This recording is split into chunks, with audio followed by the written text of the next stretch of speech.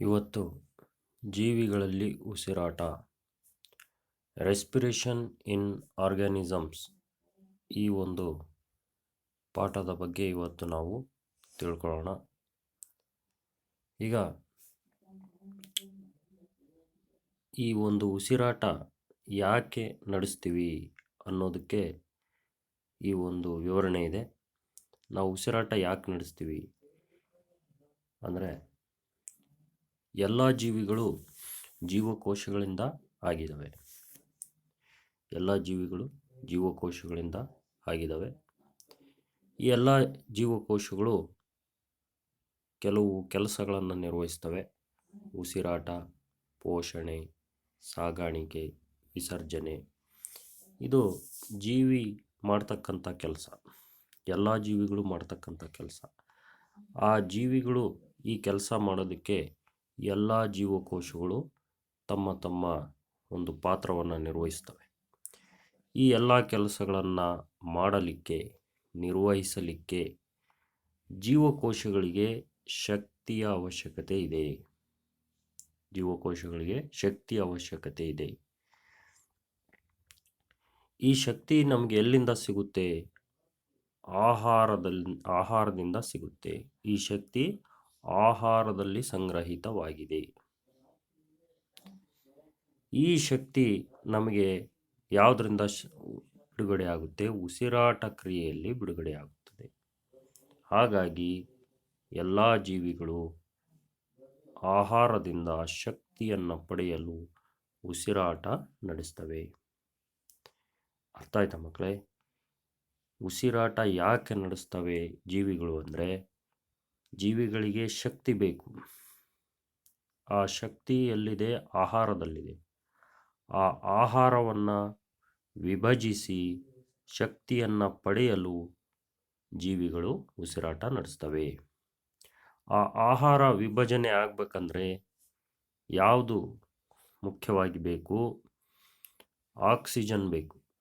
ಅದಕ್ಕೆ ಜೀವಿಗಳು ಆಕ್ಸಿಜನ್ನನ್ನು ಒಳಗೆ ಎಳೆದುಕೊಳ್ಳುತ್ತವೆ, ಕಾರ್ಬನ್ ಡೈಆಕ್ಸೈಡನ್ನು ಹೊರಗೆ ಬಿಡುತ್ತವೆ. ಈ ಒಂದು ಆ ಜೀವಕೋಶಗಳು ಏನು ಈ ಉಸಿರಾಟ ಕ್ರಿಯೆ ನಡೆಸ್ತವೆ, ಜೀವಕೋಶಗಳಲ್ಲೇ ಉಸಿರಾಟ ಕ್ರಿಯೆ ನಡೆಯೋದು ಮಕ್ಕಳೇ.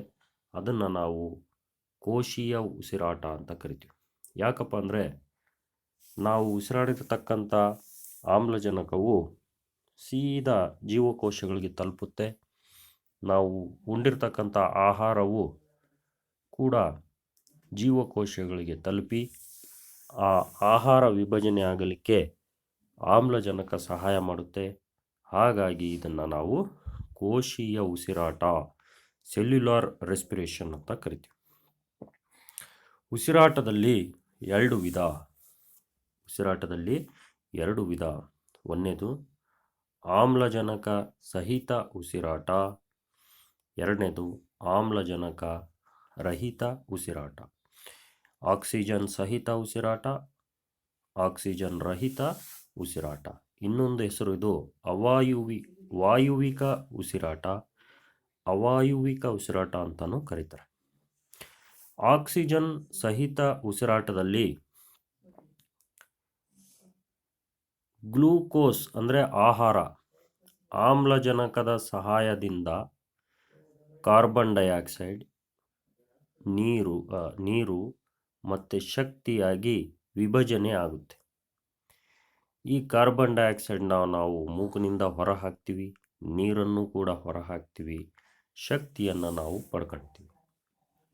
ಇದು ನಮ್ಮಲ್ಲಿ ಮತ್ತು ಬೇರೆ ಜೀವಿಗಳಲ್ಲಿ ನಡೀತದೆ. ಇದು ಆಕ್ಸಿಜನ್ ಸಹಿತ ಉಸಿರಾಟ, ವಾಯುವಿಕ ಉಸಿರಾಟ ಅಂತಲೂ ಕರೀತಾರೆ. ಅದೇ ಆಮ್ಲಜನಕ ರಹಿತ ಉಸಿರಾಟ ಅಂದರೆ, ಗ್ಲೂಕೋಸು ಆಕ್ಸಿಜನ್ ಇಲ್ಲದೇನೆ ವಿಭಜನೆ ಆಗುತ್ತೆ. ಏನಾಗಿ ವಿಭಜನೆ ಆಗುತ್ತೆ? ಆಲ್ಕೋಹಾಲ್, ಕಾರ್ಬನ್ ಡೈಆಕ್ಸೈಡ್ ಶಕ್ತಿಯಾಗಿ ಬಿಡುಗಡೆ ಆಗುತ್ತೆ. ಇಲ್ಲಿ ಮುಖ್ಯವಾಗಿ ಆಮ್ಲಜನಕ ಇಲ್ಲದೆ ಇದು ಆಹಾರ ವಿಭಜನೆ ಆಗಿ ಶಕ್ತಿ ಬಿಡುಗಡೆ ಆಗೋದ್ರಿಂದ ಇದನ್ನು ನಾವು ಆಕ್ಸಿಜನ್ ರಹಿತ ಉಸಿರಾಟ ಅಥವಾ ಅವಾಯುವಿಕ ಉಸಿರಾಟ. ವಾಯು ಅಂದರೆ ಗಾಳಿ, ಅವಾಯು ಅಂದರೆ ಗಾಳಿ ಇಲ್ಲದೆ ಇರತಕ್ಕಂಥ ಉಸಿರಾಟ ಅಂತ ಕರಿತೀವಿ. ಇದರಲ್ಲಿ ಮುಖ್ಯವಾಗಿ ಆಲ್ಕೋಹಾಲ್ ಬಿಡುಗಡೆ ಆಗುತ್ತೆ, ಜೊತೆಗೆ ಶಕ್ತಿ ಬಿಡುಗಡೆ ಆಗುತ್ತೆ. ಇವು ಯಾವ ಜೀವಿಗಳಲ್ಲಿ ಶಕ್ತಿ ಬಿಡುಗಡೆ ಆಗುತ್ತೆ, ಯಾವ ಜೀವಿಯಲ್ಲಿ ಇದು ಆಮ್ಲಜನಕ ರಹಿತ ಉಸಿರಾಟ ನಡೀತತೆ ಅಂದರೆ ಈಸ್ಟ್ಗಳಲ್ಲಿ. ಯಾವುದರಲ್ಲಿ? ಈಸ್ಟ್. ಈ ಈಸ್ಟನ್ನು ಅವಾಯುವಿಕ ಜೀವಿ ಅಂತ ಕರೀತಾರೆ. ಈ ಈಸ್ಟ್ನಲ್ಲಿ ಆಮ್ಲಜನಕ ರಹಿತ ಉಸಿರಾಟ ನಡೆಯೋದ್ರಿಂದ ಅವುಗಳ ದೇಹದಲ್ಲಿ ಆಲ್ಕೋಹಾಲ್ ಸಂಗ್ರಹವಾಗಿರುತ್ತೆ. ಆದ್ದರಿಂದನೇ ಈ ಈಸ್ಟ್ಗಳನ್ನು ವೈನ್ ಮತ್ತು ಬಿಯರ್ಗಳ ತಯಾರಿಕೆಯಲ್ಲಿ ಬಳಸಲಾಗುತ್ತದೆ. ಈಗ ವೈನ್ ಮತ್ತು ಬಿಯರ್ ಇದರಲ್ಲಿ ಏನಿರುತ್ತೆ ಹೇಳ್ರಿ? ಆಲ್ಕೋಹಾಲ್ ಇರುತ್ತೆ. ಆಲ್ಕೋಹಾಲ್ ಎಲ್ಲಿಂದ ಬರುತ್ತೆ? ಈ ಈಸ್ಟ್ಗಳನ್ನು ಉಪಯೋಗಿಸಿ ಅದನ್ನು ತಯಾರಿಸಲಾಗುತ್ತದೆ. ಆ ಈಸ್ಟನ್ನು ನಾವು ಅವಾಯುವಿಕ ಜೀವಿ ಅಂತಂದೇಳಿ ನಾವು ಕರಿತೀವಿ. ಕೆಲವೊಮ್ಮೆ ನಾವು ಕೂಡ ಆಮ್ಲಜನಕ ರಹಿತ ಉಸಿರಾಟ ನಡೆಸ್ತೀವಿ. ಯಾವ ಸಂದರ್ಭಗಳಲ್ಲಿ ಅಂದರೆ ಕಠಿಣ ವ್ಯಾಯಾಮ, ವೇಗವಾದ ಸೈಕ್ಲಿಂಗು, ಈ ಓಟದ ಸ್ಪರ್ಧಿಗಳು ಜೋರಾಗಿ ಓಡಿದಾಗ ಅಥವಾ ಬಹಳಷ್ಟು ದೂರದ ಓಟವನ್ನು ಓಡಿದಾಗ ನಮ್ಮ ದೇಹದಲ್ಲಿ ಆಮ್ಲಜನಕ ರಹಿತ ಉಸಿರಾಟ ನಡೀತದೆ. ಆವಾಗ ಗ್ಲೂಕೋಸ್ ಅಂದರೆ ಆಹಾರ ಆಕ್ಸಿಜನ್ ಇಲ್ಲದೇನೆ ಲ್ಯಾಕ್ಟಿಕ್ ಆಮ್ಲ ಮತ್ತು ಶಕ್ತಿಯಾಗಿ ಬಿಡುಗಡೆ ಆಗುತ್ತೆ. ಆಮ್ಲಜನಕ ಇಲ್ಲದೆ ಇರೋದ್ರಿಂದ ಇಲ್ಲಿ ಕಾರ್ಬನ್ ಡೈಆಕ್ಸೈಡ್ ಮತ್ತು ನೀರು ಉತ್ಪತ್ತಿ ಆಗಲ್ಲ. ನಮಗೆ ಲ್ಯಾಕ್ಟಿಕ್ ಆಮ್ಲ ಉತ್ಪತ್ತಿಯಾಗಿ ಸ್ನಾಯುಗಳಲ್ಲಿ ಅದು ಸಂಗ್ರಹ ಆಗುತ್ತೆ.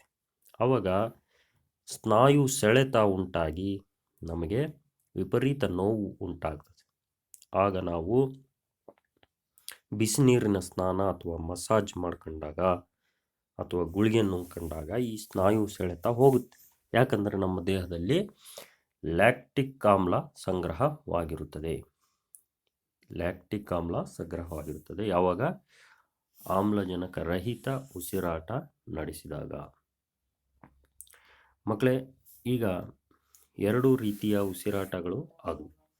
ಒಂದನೇದು ಆಮ್ಲಜನಕ ಸಹಿತ ಉಸಿರಾಟ, ಎರಡನೇದು ಆಮ್ಲಜನಕ ರಹಿತ ಉಸಿರಾಟ. ಈಗ ಎಲ್ಲ ಆನೆ, ಸಿಂಹ, ಹುಲಿ ಇವೆಲ್ಲವೂ ಆಮ್ಲಜನಕ ಸಹಿತ ಉಸಿರಾಟ ನಡೆಸ್ತವೆ.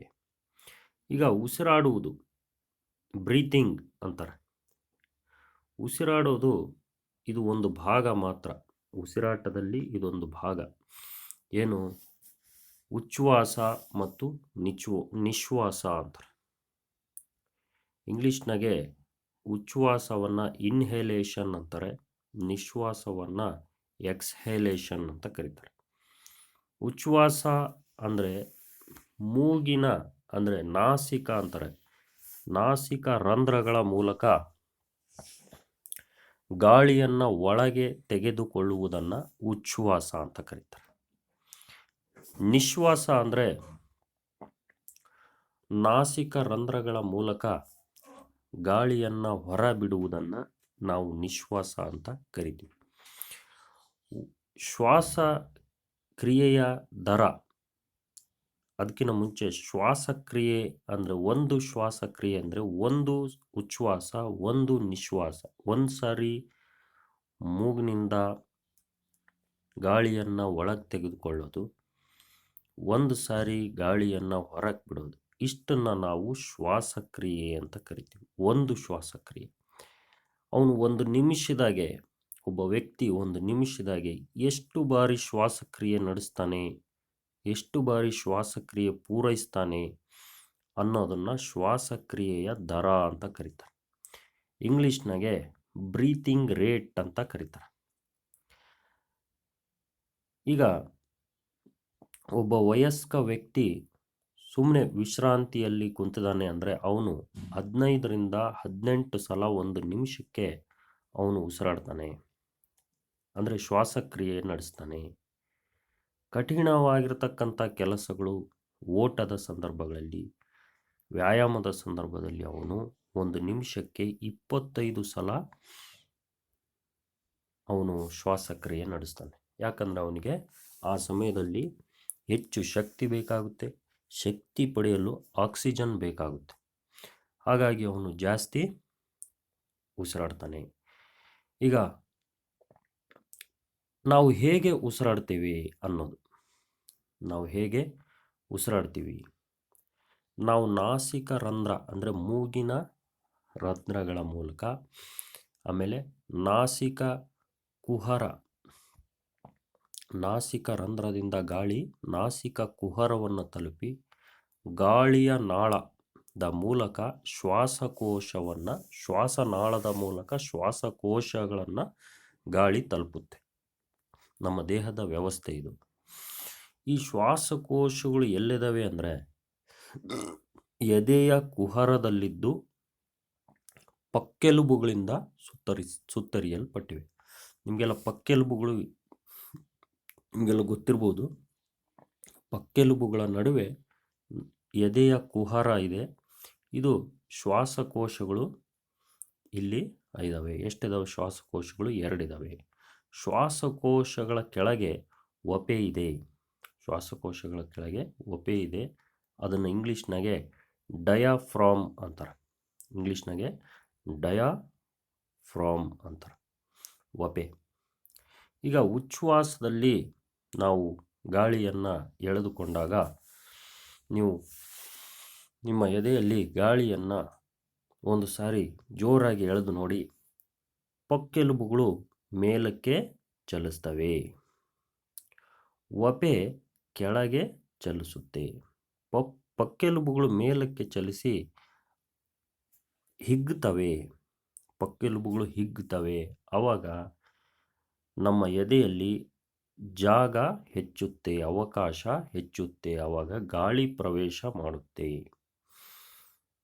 ಅದೇ ನಿಶ್ವಾಸದಲ್ಲಿ ಪಕ್ಕೆಲುಬುಗಳು ಕೆಳಗಡೆಗೆ ಚಲಿಸ್ತವೆ, ಆಮೇಲೆ ಒಳಗಡೆಗೆ ಚಲಿಸ್ತವೆ,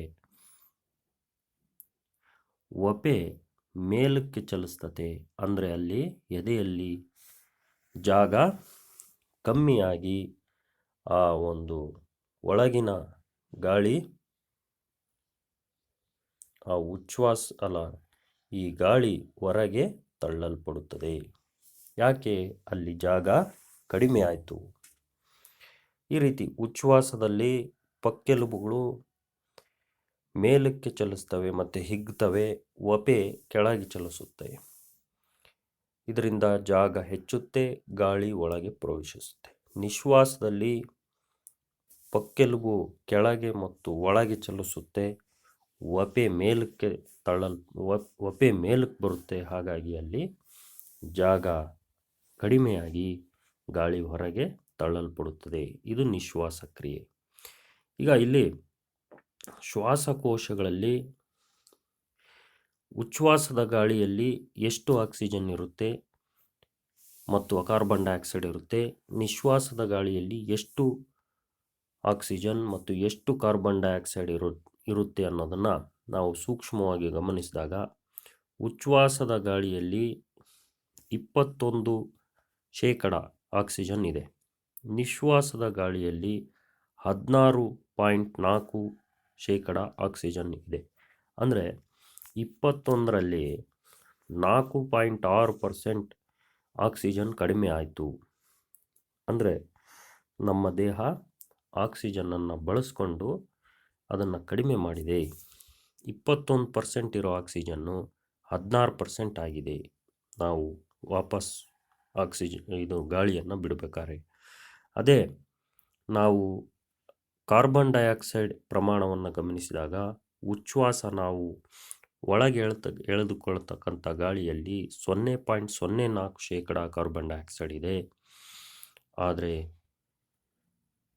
ನಿಶ್ವಾಸದ ಗಾಳಿಯಲ್ಲಿ 4.4% ಅಂದರೆ ಜಾಸ್ತಿ ಆಗಿದೆ ಕಾರ್ಬನ್ ಡೈಆಕ್ಸೈಡ್. ಅಂದರೆ ನಮ್ಮ ದೇಹದಲ್ಲಿ ಕಾರ್ಬನ್ ಡೈಆಕ್ಸೈಡ್ ಪ್ರಮಾಣ ಅದನ್ನು ಹೊರ ಹಾಕ್ತಕ್ಕಂಥದ್ದು ಕಾಣ್ತಾ ಇದೆ ಈ ಒಂದು ಪರ್ಸೆಂಟೇಜ್ ಪ್ರಮಾಣದಲ್ಲಿ. ಈ ರೀತಿ ಆ ಒಂದು ಪ್ರಮಾಣ, ಈ ಒಂದು ಗಾಳಿಯಲ್ಲಿ ಆಕ್ಸಿಜನ್ ಮತ್ತು ಕಾರ್ಬನ್ ಡೈಆಕ್ಸೈಡ್ ಪ್ರಮಾಣವನ್ನು ನಾವು ನೋಡಬಹುದು. ನೆಕ್ಸ್ಟ್, ಇತರ ಪ್ರಾಣಿಗಳಲ್ಲಿ ಉಸಿರಾಟ. ಬೇರೆ ಬೇರೆ ಪ್ರಾಣಿಗಳಲ್ಲಿ ಹೇಗೆ ಉಸಿರಾಟ ನಡೀತದೆ? ಆನೆ, ಸಿಂಹ, ಮೇಕೆ, ಹಸು, ಕಪ್ಪೆ, ಪಕ್ಷಿಗಳಲ್ಲಿ ಮಾನವರಲ್ಲಿ ನಡೆಯುವ ಹಾಗೆ ಶ್ವಾಸಕೋಶಗಳಿಂದ ಉಸಿರಾಟ ಕ್ರಿಯೆ ನಡೀತಾ ಇದೆ. ಅವಕ್ಕೂ ಮೂಗಿದಾವೆ, ಮೂಗಿರೋದ್ರಿಂದ ಶ್ವಾಸಕೋಶಗಳಿದ್ದಾವೆ. ಹಾಗಾಗಿ ಅವು ಉಸಿರಾಟ ಕ್ರಿಯೆ ಅದರಲ್ಲಿ ಸೇಮ್ ನಮ್ಮ ಮಾನವರಲ್ಲಿ ಹೇಗೆ ನಡೀತದೋ ಆ ರೀತಿ ಅವುಗಳಲ್ಲೂ ನಡೀತದೆ. ಆದರೆ ಈ ಜಿರಳೆಯಲ್ಲಿ ಅವುಗಳ ದೇಹದ ಪಾರ್ಶ್ವ ಅಂದರೆ ಪಕ್ಕದಲ್ಲಿ ಸೈಡ್ನಲ್ಲಿ ರಂಧ್ರಗಳಿದ್ದಾವೆ. ಅವನ್ನ ಸ್ಪೈರಾಕಲ್ಸ್ ಅಂತ ಕರೀತಾರೆ. ಈ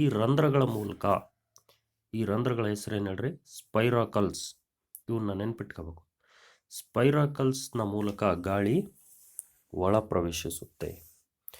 ಆ ಸ್ಪೈರಾಕಲ್ಸ್ ಮೂಲಕ ಪ್ರವೇಶಿಸಿದ ಗಾಳಿ ಶ್ವಾಸನಾಳ ಅಂತಾರೆ. ಶ್ವಾಸನಾಳಗಳ ಮೂಲಕ ದೇಹದ ಎಲ್ಲ ಭಾಗಗಳಿಗೆ ಗಾಳಿ ಸೇರ್ತದೆ. ಅದೇ ಶ್ವಾಸನಾಳಗಳ ಮೂಲಕ ಗಾಳಿನೂ ಹೊರ ಹೋಗುತ್ತೆ. ಜಿರಳೆಯಲ್ಲಿ ಈ ರೀತಿ ಉಸಿರಾಟ ಕ್ರಿಯೆ ನಡೀತದೆ. ಅದೇ ಎರೆಹುಳುವಿನಲ್ಲಿ ಯಾವ ರೀತಿ ಉಸಿರಾಟ ನಡೀತದೆ? ಚರ್ಮದ ಮೂಲಕ ಉಸಿರಾಟ ನಡೀತದೆ. ಎರೆಹುಳುವನ್ನು ಮುಟ್ಟು ನೋಡಿದರಾ? ಅದರ ಚರ್ಮ ಒದ್ದೆಯಾಗಿರುತ್ತೆ. ಮೆತ್ತಗಿರ್ತದೆ ಚರ್ಮ. ಆ ಚರ್ಮದ ಮೂಲಕ ಸುಲಭವಾಗಿ ಗಾಳಿ ಒಳ ಹೋಗುತ್ತೆ ಮತ್ತು ಹೊರ ಬರುತ್ತೆ. ಈಗ ನೆಕ್ಸ್ಟ್, ನೀರಿನಲ್ಲಿ ಉಸಿರಾಟ. ಮೀನು, ಮುಖ್ಯವಾಗಿ ಮೀನು, ಅದಕ್ಕೆ ಕಿವಿರುಗಳು ಇರ್ತವೆ. ಆ ಕಿವಿರಿನ ಮೂಲಕ ಅದು ಉಸಿರಾಡುತ್ತೆ. ಅದು ನೀರಿನಲ್ಲಿ ಕರಗಿರುವ ಆಕ್ಸಿಜನ್ನನ್ನು ಬಳಸ್ಕೊಳ್ಳುತ್ತೆ. ನಾವು ನೀರಿನಲ್ಲಿ ಕರಗಿರ್ತಕ್ಕಂಥ ಸಕ್ಕರೆಯನ್ನು ನೋಡಲು ಸಾಧ್ಯವೇ ಮಕ್ಕಳೇ? ಅದನ್ನು ಸವಿಯಲು ಮಾತ್ರ ಸಾಧ್ಯ. ಅದೇ ರೀತಿ ನೀರಿನಲ್ಲಿ ಗಾಳಿಯ ಸ್ವಲ್ಪ ಭಾಗ ಕರಗಿರುತ್ತೆ. ಆ ಗಾಳಿಯ ಸ್ವಲ್ಪ ಭಾಗ ಅಂದರೆ ಆಕ್ಸಿಜನ್ನು ಕೂಡ ಕರಗಿರುತ್ತೆ. ಆ ಆಕ್ಸಿಜನ್ನನ್ನು ಬಳಸ್ಕೊಳ್ಳೋ ಸಾಮರ್ಥ್ಯ ಮೀನಿಗಿದೆ, ನಮಗಿಲ್ಲ. ನಾವು ನೀರಿನಲ್ಲಿ ಮುಳುಗಿದ್ರೆ ಬದುಕಲ್ಲ. ಆದರೆ ಮೀನು ನೀರಿನಲ್ಲಿರ್ತಕ್ಕಂಥ ಆಕ್ಸಿಜನ್ನನ್ನು ಬಳಸ್ಕೊಂಡು ಅದು ಜೀವಿಸುತ್ತೆ. ನೆಕ್ಸ್ಟ್, ತಿಮಿಂಗಲ ನೋಡ್ರಿ. ತಿಮಿಂಗಲಕ್ಕೆ ನಮ್ಮ ಮನುಷ್ಯರಲ್ಲಿ ಇರೋ ಹಾಗೆ ಮೂಗು ಅಂದರೆ ನಾಸಿಕ ರಂಧ್ರಗಳು ಇವೆ. ಇದು ಸಮುದ್ರದಲ್ಲಿ ಅಥವಾ ಸಾಗರದಲ್ಲಿ ಆಗಾಗ ಮೇಲೆ ಬರುತ್ತೆ. ನೀರಿನ ಮೇಲೆ ಬಂದು ತನ್ನ ಮೂಗನ್ನು ಹೊರಹಾಕಿ ಅದು ಉಸಿರಾಡುತ್ತೆ. ಉಸಿರಾಡಿ ಅದು ಒಳಗೆ ಹೋಗುತ್ತೆ. ಕೆಲವೊಮ್ಮೆ ಅದು ಹೊರಗೆ ಬಂದಾಗ ಅದರ ಮೂಗಿನಿಂದ ನೀರನ್ನು ಚಿಮ್ಮಿಸ್ತದೆ. ಅಂದರೆ ನೀರು ಅಲ್ಲಿ ಒಳಗೆ ಹೋಗಿರೋ ನೀರನ್ನು ಹೊರ ಹಾಕಿ ಅದನ್ನು ಗಾಳಿಯನ್ನು ಕೂಡ ಹೊರ ಹಾಕ್ತು. ಅಷ್ಟು ಜೋರಾಗಿ ಅದು ಉಸಿರಾಡುತ್ತೆ ಅಂತ. ಈಗ ಇಲ್ಲಿ ನೀರಿನಲ್ಲಿ ಉಸಿರಾಟ ಆಯಿತು. ಈಗ ಸಸ್ಯಗಳು ಕೂಡ ಉಸಿರಾಡುತ್ತವೆಯೇ? ಹೌದು, ಸಸ್ಯಗಳು ಕೂಡ ಉಸಿರಾಡುತ್ತವೆ. ನೀವೆಲ್ಲ ತಿಳ್ಕೊಂಡಿರ್ಬೋದು, ಅವು ಕಾರ್ಬನ್ ಡೈಆಕ್ಸೈಡ್ನ ಒಳಗೆ ತೆಗೆದುಕೊಂಡು ಆಕ್ಸಿಜನ್ನನ್ನು ಬಿಡ್ತವೆ ಅಂತ ಭಾಳಷ್ಟು ಜನ ತಿಳ್ಕೊಂಡಿರ್ಬೋದು. ಆದರೆ ಅದು ದ್ಯುತಿಸಂಶ್ಲೇಷಣೆ ಕ್ರಿಯೆ, ಆಹಾರ ತಯಾರಿಕೆಯಲ್ಲಿ ಮಾತ್ರ. ಆದರೆ ಪ್ರಾಣಿಗಳ ಹಾಗೆ ಸಸ್ಯಗಳು ಕೂಡ ಉಸಿರಾಡ್ತವೆ. ಅವಕ್ಕೂ ಕೂಡ ಆಮ್ಲಜನಕ ಬೇಕು. ಆಮ್ಲಜನಕವನ್ನು ಒಳಗೆ ತೆಗೆದುಕೊಳ್ತವೆ, ಇಂಗಾಲ ಡೈಆಕ್ಸೈಡ್ನ ಹೊರಗೆ ಬಿಡ್ತವೆ. ಅವು ಕೂಡ ಆಕ್ಸಿಜನ್ ಸಹಿತ ಉಸಿರಾಟ ನಡೆಸ್ತವೆ. ಈ ರೀತಿ ಮಕ್ಕಳೇ, ಇಲ್ಲಿಗೆ ಈ ಒಂದು ನಮ್ಮ ಜೀವಿಗಳಲ್ಲಿ ಉಸಿರಾಟ ಒಂದು ಪಾಠದಲ್ಲಿ ಮೇನ್ ಪಾಯಿಂಟ್ಸ್ ನಿಮಗೆ ನಾನು ಎಕ್ಸ್ಪ್ಲೇನ್ ಮಾಡಿದ್ದೀನಿ. ಈ ಒಂದು ನಮ್ಮ ಚಾನಲ್ಗೆ ಸಬ್ಸ್ಕ್ರೈಬ್ ಆಗಿ ಮತ್ತು ಎಲ್ಲ ಒಂದು ಈ ಮುಂದಿನ ವಿಡಿಯೋಗಳನ್ನು ವೀಕ್ಷಿಸಲು ಬೆಲ್ ಬಟನನ್ನು ಒತ್ತಿ ಮತ್ತು ಆಲ್ ಎನ್ನೋ ಬಟನನ್ನು ನೀವು ಸೆಲೆಕ್ಟ್ ಮಾಡಿ ಮತ್ತು ಚೆನ್ನಾಗಿ ಅಭ್ಯಾಸ ಮಾಡಿ ಮಕ್ಕಳೇ. Good luck to you.